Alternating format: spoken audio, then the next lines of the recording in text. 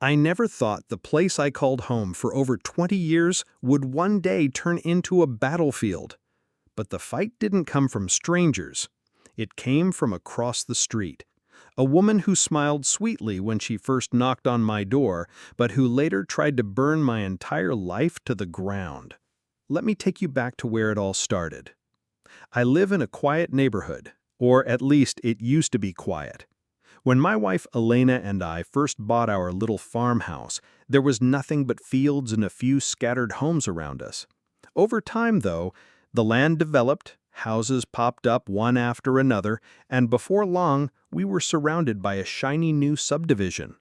Those houses came with quarter-acre lawns, neat driveways, and, of course, the dreaded HOA. But our property was different. We were grandfathered in. We had a wraparound porch where I liked to drink my morning coffee. We had a big vegetable garden that Elena loved, a workshop where I fixed up old furniture on the weekends. And yes, we had chickens. Real, noisy, feather-ruffling chickens. The kids, Dakota and River, adored them. Every morning before school, they'd run out to scatter feed, giggling while the hens clucked and chased after the grains. It wasn't a perfect life, but it was ours. Peaceful, simple, honest. Until Brenda showed up. Now, I want you to picture every HOA president stereotype you've ever seen. Got it? Okay, make it 10 times worse. That was Brenda, Kensington. She had bleached blonde hair that didn't move in the wind, drove a spotless white Lexus, and wore yoga pants that probably cost more than my monthly mortgage payment back in the day. She had just moved from California, and she made sure everyone knew she was a licensed real estate agent. One afternoon, about a month after she arrived, she walked up to my porch holding a tray of cookies. "Hi there, I'm Brenda. Welcome to the neighborhood," she said, even though I'd lived here 15 years before her subdivision even existed. I thanked her for the cookies. Elena actually thought they tasted like cardboard. And then she handed me a form. "This is just an HOA application. Just a formality, really. We like everyone to be part of our wonderful community." I smiled politely and said, "Ma'am, our house predates the HOA. We're not required to join. And honestly, we like our independence." Her smile flickered. You ever see a light bulb that's about to burn out? Yeah, that was her face. And that's when I should have known this woman wasn't here to welcome me. She was here to get rid of me. At first, it was small things. Week 3, I got a certified letter in the mail. It talked about community standards and property value protection. Week 6, I found out someone had filed complaints with the city about our chickens, saying we were operating some sort of illegal farm. I'll admit, part of me laughed at first. I'd worked as a municipal code officer for over 20 years. I knew the ordinances like the back of my hand. Heck, I even helped write some of them. Section 12.3.7 was burned into my brain. Agricultural grandfather clauses for properties predating residential zoning. Our chickens were perfectly legal. Our garden, legal. My workshop, legal. But Brenda didn't care about legal. She cared about control. That's when things started to get interesting.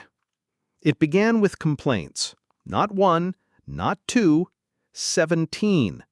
In just 1 week. I came home from work to find my mailbox stuffed with violation notices. Illegal chickens, unsafe workshop, unlicensed vegetable sales, noise complaints. It was like Brenda had made it her full-time job to bury me in paperwork. My boss at City Hall, Dave, pulled me aside one morning. "Marcus, what the hell is going on with your neighbor? We're getting more reports about your property than the rest of the city combined." I shook my head. "It's one woman, Dave, and she's making it personal." He gave me that look, the one bosses give when they don't want to be involved. "Just keep it clean, Marcus." But I knew Brenda was just getting started. By the way, I should mention, she wasn't doing this alone. Oh no, she had her little posse. Every morning, 5 or 6 women in matching jogging outfits would march past our property, phones in their hands, snapping pictures of my chicken coop like it was a crime scene. I'd be drinking coffee on the porch, and all I'd hear is the click, click, click of their phones, followed by whispers and giggles. Elena would peek out the window and mutter, "This is ridiculous. What's next? Drones flying over our garden?" I half laughed, half sighed. Don't give 'em ideas. But deep down, I knew she was right. Things were about to get worse, much worse. The complaints weren't just paper anymore. They were becoming weapons. Every single violation notice had the same handwriting, the same timestamp, 8:47 a.m., and the same exact phrasing. Brenda wasn't just being petty, she was being calculated. And it worked. One evening, I was sitting at the kitchen table, surrounded by papers, highlighters, and my thick municipal code book.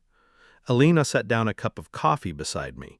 The smell of it cut through my frustration like fresh air after a storm.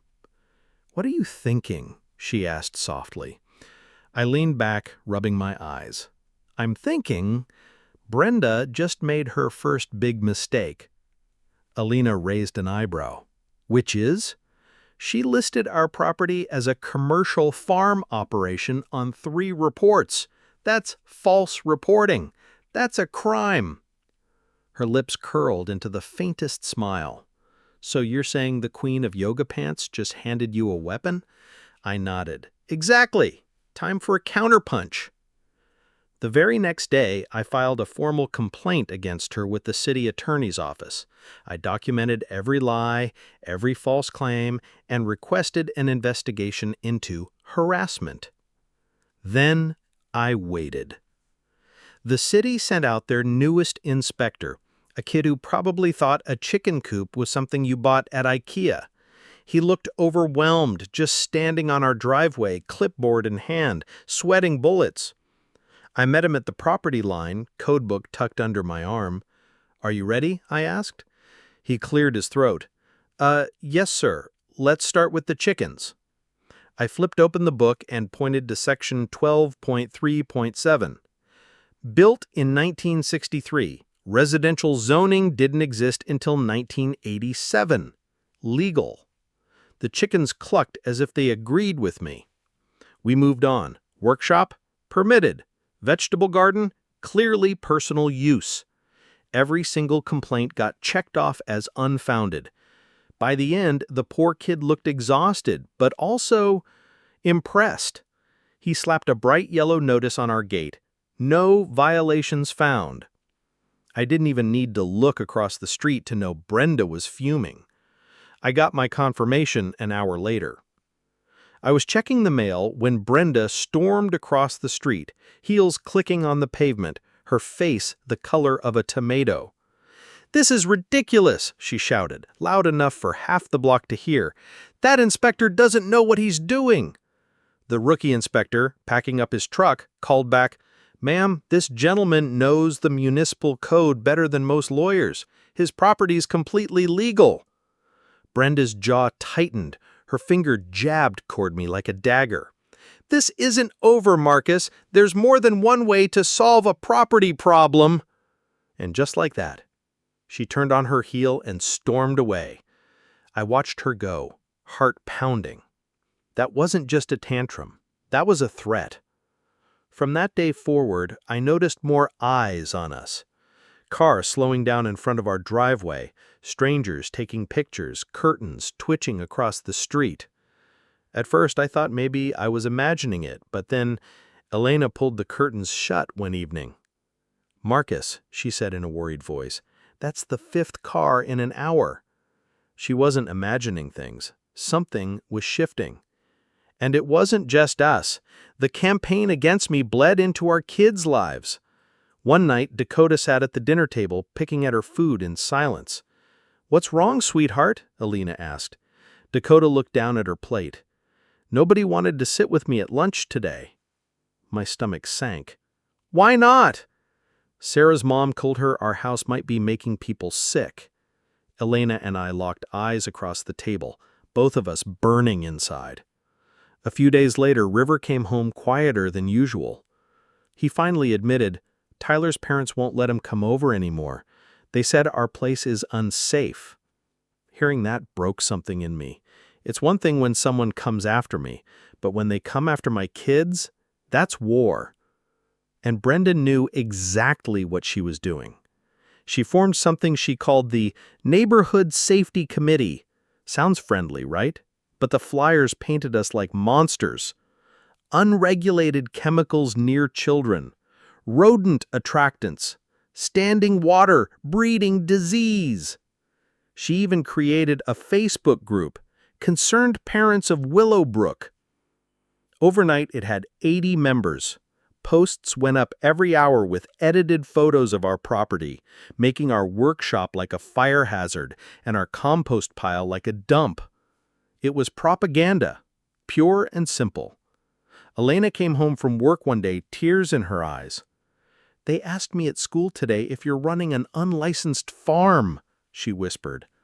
I clenched my fists. "That's it! Enough is enough!"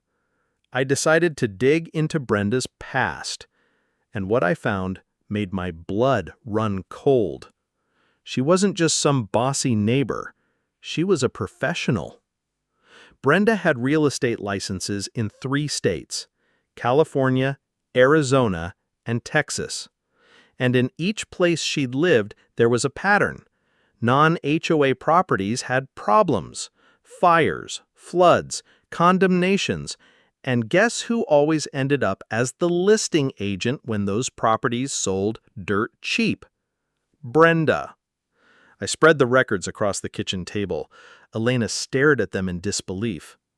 "Marcus," she whispered, "this isn't about chickens anymore. This is organized." She was right. Brenda wasn't just trying to make us conform, she was trying to take everything we had. And I wasn't going to let that happen. I'd spent 2 decades as a code officer. I knew bullies like Brenda. They always make the same mistake. They get sloppy when they think they're winning. And that's when I hit back. One afternoon, while digging through property records, I stumbled onto a gold mine. Brenda didn't just live across the street. She also owned 3 rental properties in town under her little company, Premier Property Solutions. I cross-checked inspection reports. Guess what? She had violations, big ones. Unpermitted bathroom addition, outdated electrical panel, blocked fire exit in one of her duplexes. All safety hazards, all things she had ignored. I couldn't stop smiling as I filled out the complaint forms. And just for fun, I used her exact phrasing, word for word. If she wanted to play games, I'd play them better. That Thursday, an inspector went to her rental property. By the afternoon, fines totaling $2,400 were slapped on her, with mandatory corrections due in 30 days. Her tenants got notices too. I wasn't there, but I can only imagine her face when she opened that letter. The very next day, I was loading groceries at Walmart when I heard a sharp voice behind me. "You think you're so clever, don't you?" I turned. There she was, Brenda, hair pulled tight, fury practically shaking off her body. "Excuse me?" I said, keeping my voice calm. "You and your little code book? You think paperwork can protect you? Some problems can't be solved with forms. Sometimes accidents happen." The words hit me like a punch. The fluorescent lights buzzed overhead, shopping carts squeaked, and people nearby froze, listening. "Are you threatening me, ma'am?" I asked, loudly enough for everyone to hear. She leaned in slightly, her eyes narrowing. "I'm just saying, old houses catch fire. Gas leaks happen. People wake up one day and their home is gone." The gasp from a woman nearby, Mrs. Henderson, one of our neighbors, was sharp and clear. She heard it. Everyone heard it. Brenda stormed off, leaving me standing there with my heart pounding like a war drum. That night, Elena and I sat on our back porch, staring at the sunset. The garden glowed gold, but the peace felt fragile, like glass that could shatter any moment. Elena whispered, "Half the neighborhood thinks we're the problem. The other half thinks Brenda is insane. But either way, we're stuck in the middle of it." I nodded slowly. This isn't about property values anymore. This is survival. From then on, the harassment escalated. Anonymous calls at work asking about my patrol schedule. Cars slowing in front of our house. Strangers showing up at odd hours. One evening, Dakota came inside looking pale. "Dad, some man in a pickup asked if you were home, said he was a delivery driver, but he didn't have a package." That made my blood run cold. It was no longer just about paperwork. Someone was watching us. And then Brenda went for the jugular, my career. Monday morning, my supervisor Dave called me into his office. His face said it all. "Marcus," he sighed, "we got a formal complaint about you. Serious allegations." I sat down, already feeling the pit in my stomach. He slid a file across the desk. Inside were timestamps, screenshots, even supposed witness statements. Abuse of position, using city resources for personal vendettas, selective enforcement. I felt my jaw tighten. "This is Brenda." He held up his hands. "I know, but internal affairs has to investigate. I have to reassign you until it's cleared." 25 years of spotless service, and now I was being painted as corrupt. The investigation dragged on. Hours in a fluorescent-lit conference room, answering questions while a stenographer scribbled every word. It felt humiliating, like my whole career was being erased one page at a time. But as I sat there, a thought formed in my mind. If Brenda was bold enough to file this, she must have left a trail. And I was going to find it. That night, I filed a Freedom of Information Act request for all city communications related to my property. When the documents came back, I almost laughed. Brenda hadn't just filed complaints with my department. She'd called the mayor's office, the city attorney, the planning commission, even the health department. Same script every time. Same lies, same manipulation. And you know what? It matched the same pattern I'd seen in Phoenix, Tucson, and San Diego. This wasn't random harassment. This was a formula. The deeper I dug, the more dangerous things got. Brenda wasn't satisfied with complaints anymore. She wanted to break us. And the first blow came on a quiet Friday night. We were eating dinner on the porch when flashing blue lights lit up our driveway. 2 police cruisers rolled in, officers stepping out with hands on their belts. "Evening, Marcus," Officer Rodriguez said, clearly uncomfortable. "We got a call about domestic disturbance." I stared at him. "Rodriguez, you can see us sitting here eating dinner. Do we look like we're brawling?" He sighed. "I know, but dispatch has to respond. And this is the 3rd false call this month." The 3rd. Someone, gee, I wonder who, was dialing 911 and sending cops to my house with fake emergencies. And here's the thing. Filing false emergency reports isn't just harassment. It's a felony.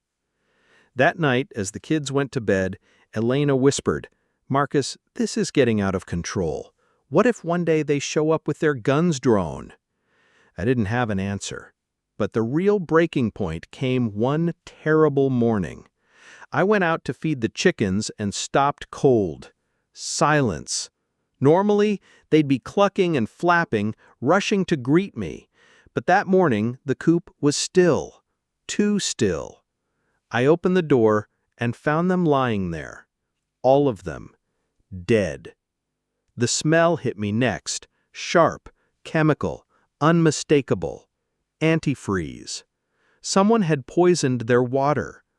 "Marcus," Elena cried when she saw me kneeling there. Dakota burst into tears, running to the coop. "Not justice, not hope." She named them like they were her best friends, because to her, they were. I buried them with my hands shaking, rage boiling inside me. This wasn't just harassment anymore. This was cruelty. I checked the security cameras. Sure enough, the footage showed a figure slipping onto our property at 3:07 a.m. Dark clothes, hood up, too blurry to ID. But then, another camera caught something else. Spray paint across my workshop door. Move. And that wasn't all. One of the neighborhood teenagers got caught on camera running away. I tracked him down through his license plate. When I confronted him, he broke down crying. She gave me $200, said to kill the chickens and spray the building. I didn't know it was poison, I swear. Who gave you the money? I demanded. He hesitated, then whispered, some lady, blonde hair, yoga pants, white Lexus. I didn't need a name. That night, Elena sat across from me at the kitchen table, her eyes red. Marcus, this isn't neighborly harassment. This is organized crime. And she was right, because when I dug further, I found the smoking gun. Buried in the HOA's incorporation documents was a clause I'd never seen before: Emergency Property Acquisition Protocol. In plain English, if the board declared a property a community threat, they could force its sale through a municipal partnership. And guess who signed off on it? A city council member named Patricia Webb. Guess who Brenda used to be business partners with back in California? Patricia Webb. Suddenly, everything made sense. This wasn't random. This wasn't just Brenda being Brenda. This was a playbook. Target holdout properties, manufacture crises, force a buyout, sell to developers. And we were the latest target. The final straw came just weeks later. I started noticing a strong chemical smell near our street drains. At first, I thought it was just runoff, but then the timing lined up. Late nights, the same rental truck circling our block. I checked the drains one evening and froze. Diesel-soaked rags, stuffed inside, positioned right near our gas line. It wasn't just intimidation anymore. It was arson. That night, I evacuated Elena and the kids, told them we were taking a family getaway at her sister's, posted happy photos online to make it look like we weren't home. Then I set up shop in the old barn across the creek with my friend, Jake, an investigative reporter. We had night vision cameras, mics, and direct lines to the fire department. We waited. Every creak of the barn, every rustle of leaves set my nerves on fire. The smell of diesel already lingered in the air. And then, at 2:17 a.m., the truck appeared. Two men got out, dark clothes, gas cans, timing devices. They moved with the precision of professionals, not kids, not vandals, hired arsonists. They poured fuel around my workshop, along the foundation, near the gas meter. They set timers designed to delay ignition until dawn, when everyone would assume we were inside, sleeping. I wanted to run out there and stop them. My fists clenched, my heart hammered, but I knew if I blew my cover, they'd vanish and I'd have no proof. So I filmed. Every move, every license plate, every face. At 3:15 a.m., I called in the cavalry. Suspicious chemical smell, possible fire hazard. The fire department arrived 8 minutes later, just enough time for the arsonists to flee, but not enough for ignition. When the fire marshal inspected the setup, he whistled low. Marcus, this would have looked like an accidental electrical fire, but it would have burned your house to the ground. The two arsonists made their mistake at a diner 4 miles away. Security cameras caught them celebrating, counting out their cash. Police arrested them hours later. Fake IDs, burner phones, $5,000 in cash each. And their only contact number directly tied to one of Brenda's accounts. At dawn, I got the sweetest call of my life. Marcus, the detective said, We've got her. Brenda was arrested on the interstate, trying to flee with suitcases and her laptop. Inside was everything: property valuations, emails with the arsonists, acquisition timelines. The headlines hit within hours. HOA president arrested in arson plot. Our quiet little neighborhood was suddenly on national news. CNN, Fox, NBC, they all wanted the story. And for once, Brenda wasn't in control of the narrative. When the news broke, the neighborhood was stunned. Some people couldn't believe the polished blonde woman who preached community values was being led away in handcuffs. Others whispered that they always knew something was off about her. Me, I just felt relief. For the first time in months, I could breathe without waiting for the next shoe to drop. But the story was far from over. Brenda's charges stacked up like bricks in a wall she couldn't climb over.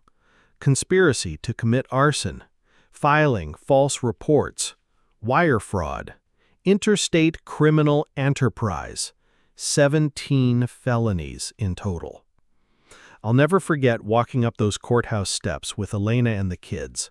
News cameras flashing, reporters shouting questions. Dakota held my hand tight. River puffed his chest like he was guarding his family. Inside, Brenda sat in her orange jumpsuit, her hair unkempt, eyes hollow. She looked nothing like the picture-perfect woman who once strutted past my porch. The judge read the charges with the weight they deserved. Bail was set at $250,000. She couldn't pay it. For the first time, she was the one trapped. Outside the courthouse, I faced the cameras. This was never about chickens or gardens, I said. This was about criminals using HOAs as cover to steal from families. Good neighbors don't poison pets, burn homes, or lie to police. Good neighbors look out for each other. Elena stepped up beside me. Her voice, calm and strong, carried over the crowd. If you ever face something like this, document everything. Know your rights.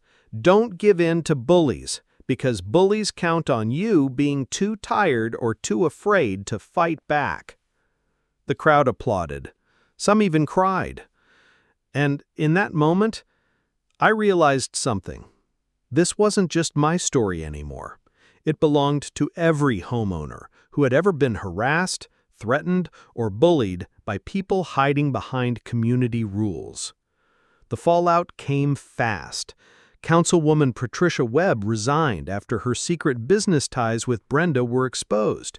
She later faced her own charges for corruption. The city announced a full review of HOA powers, vowing never again to allow emergency acquisition protocols. And the HOA in our neighborhood dissolved, gone, replaced with a voluntary community association where neighbors actually helped each other. Instead of board meetings and threats, we had block parties and garden tours. Elena was even elected as the neighborhood coordinator. People joked and called her the anti-president. As for us, we rebuilt. Insurance covered the damage, and I made sure every nail, every beam, every shingle was up to code. Solar panels on the roof, a bigger workshop, and yes, new chickens. Dakota named them Justice, Liberty, Freedom, and Hope. Their clucks mixed with the sound of hammers as our home rose again, stronger than before. The oak tree we planted in the yard grew taller each day, a symbol of survival. And Brenda? She got 8 years in federal prison, ordered to pay over $2 million in restitution. Her empire crumbled, her licenses revoked. The predator became the prisoner. Months later, I got a call from a woman in Phoenix. "Mr. Thorne, my HOA is trying to force me to tear out my vegetable garden. I read about your case. Can you help?" I looked at Elena, who laughed and shook her head. "Here we go again," she said. I packed my bag, grabbed my old code books, and smiled. "Yeah," I told the woman. I'll help. Because the fight doesn't end when one bully goes down. There's always another family out there scared and cornered, thinking they're alone. But they're not. And as long as I've got breath in me, I'll be there to remind them. Bullies can be beaten.